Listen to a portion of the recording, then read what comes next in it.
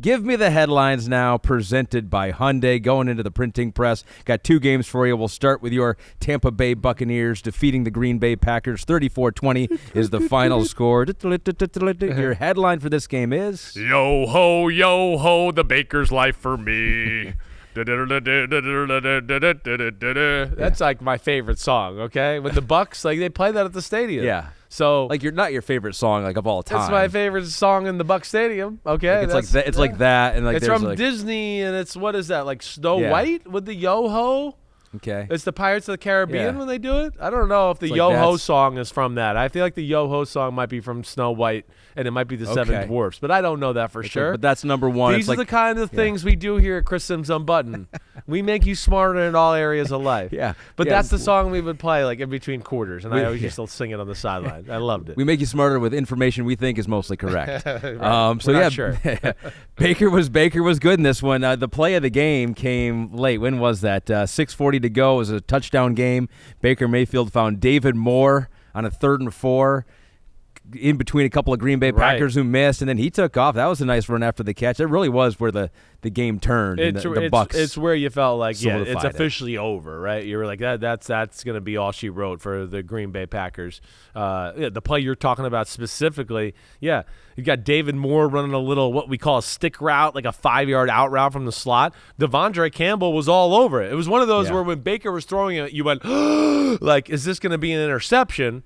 Instead, he gets it in there. David Moore breaks a tackle, and boom, all of a sudden he's off to the races for a 52-yard touchdown. And, that put them up 14, and that was just too much. The game was extremely exciting in the second half. There were a lot of big plays. Love, Baker Mayfield, 3rd and 4th quarter. They went back and forth, certainly. But I just, the Bucs defense is nothing special.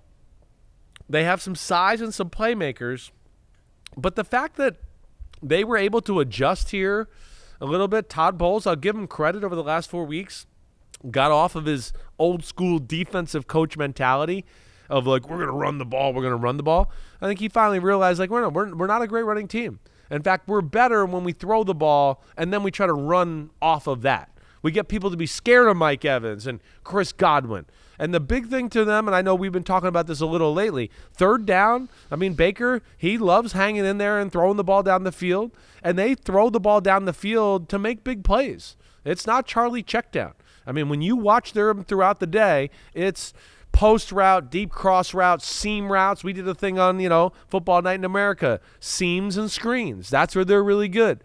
They push you down the field, and defenses are, oh, no, they're beating us deep. Then they have a wide receiver screen to Chris Godwin, and all of a sudden he runs for 10 yards before he gets touched because the defense is so deep, worrying about the deep pass play. So they got a nice little formula working right there, and it seemed like they got real confidence and mojo going on in Tampa Bay.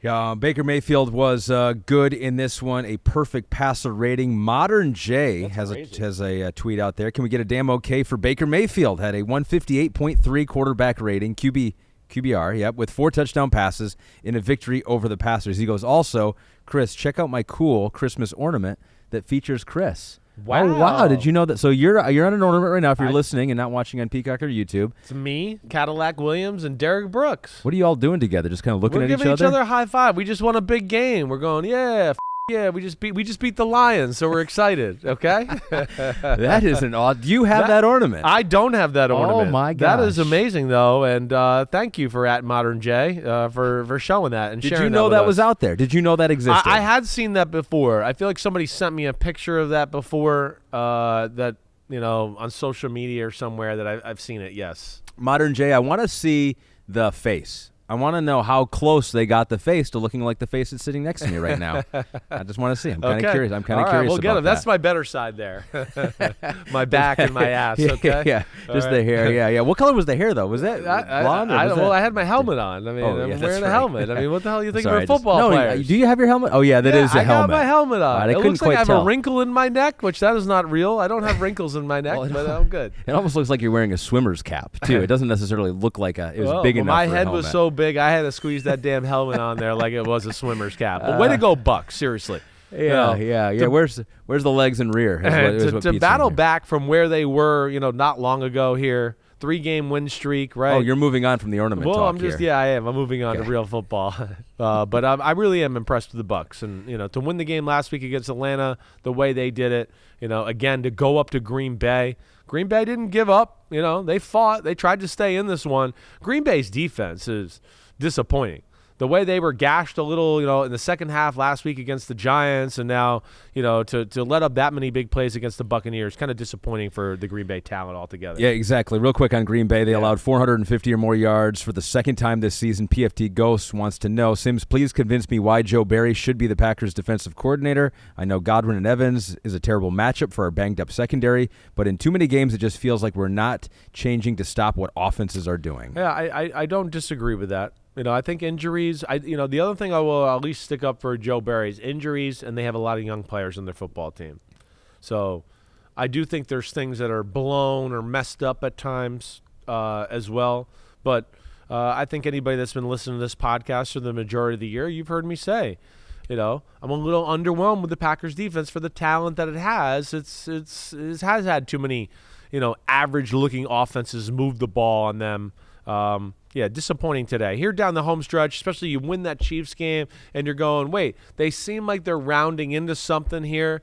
They even started the Giants game off on the defensive side of the ball really good, but it's all falling apart. And, of course, now they're in deep trouble of not being able to make the playoffs. All right, to wrap up a loose end, Yo-Ho, A Pirate's Life for Me, yes. Pete has looked this up, yes. is a theme song for the Pirates of the Caribbean attractions at Disney theme parks. It is that. It did not appear in a Disney movie. You are thinking of Hi-Ho, Hi-Ho, It's Off to Work We Go from Snow White. He is right about that. Way to go, Pete. Good research by you. Which I think is the same sound. Hi-ho. Oh, no, it's not the same. It's close. It's similar. It's close. It's very close. Very close, right. So, yeah, and, now that I'm saying that, I was like, I kind of remember it. It was the Pirates of the Caribbean theme thing. We eventually get to the right answer. It just takes us a long time, sometimes multiple pods. Saints defeat your New York Giants, yours and Pete's. Your headline for this game is...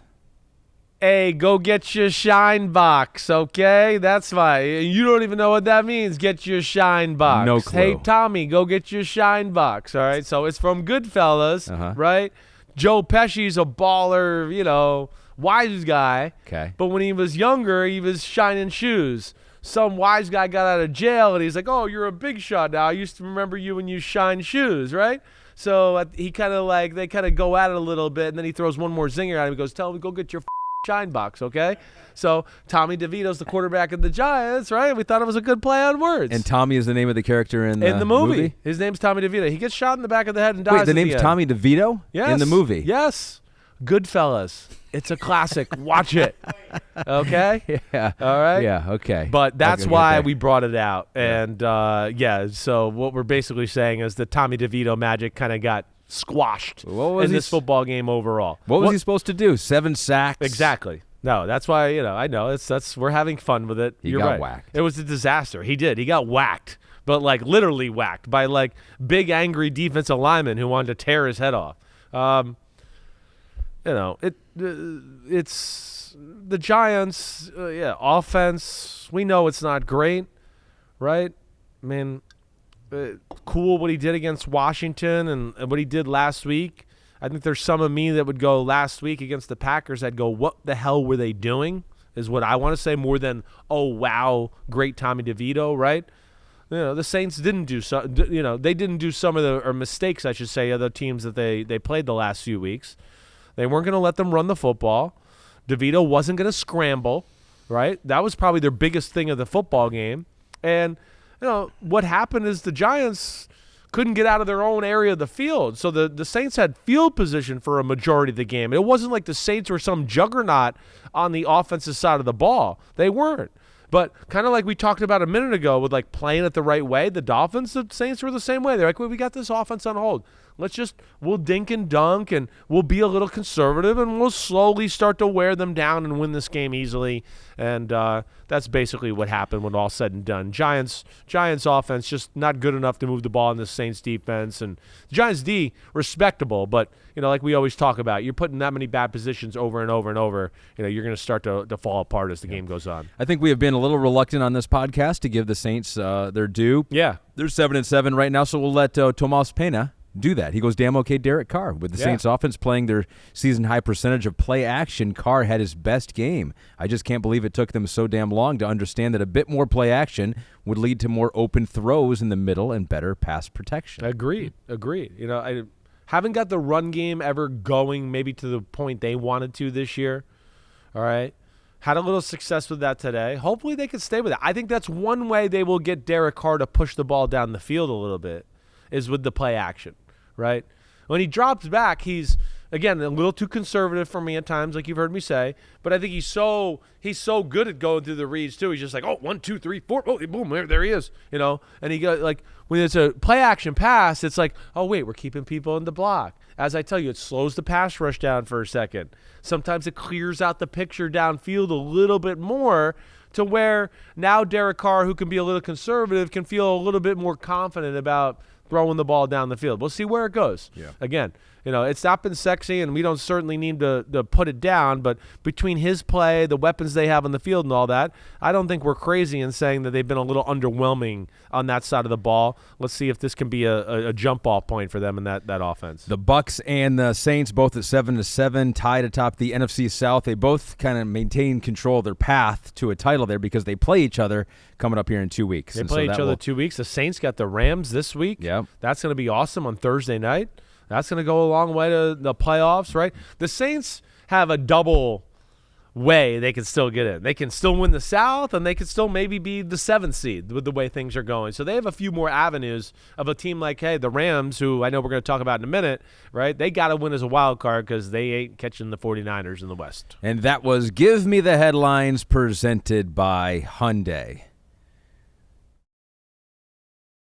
Yo, what up, homies? Thanks for watching. Remember, subscribe to Chris Simms Unbuttoned. Right now, we got Sunday Pod, right? So you can have it Monday morning. We recap all the action. Wednesday, it's the What the Happened podcast. We're going to get deep in the weeds on the key matchups of the week. And then Thursday, I'm picking games with that jerk Florio. So you know where to find us, homies. Keep watching. Peace out. We'll see you.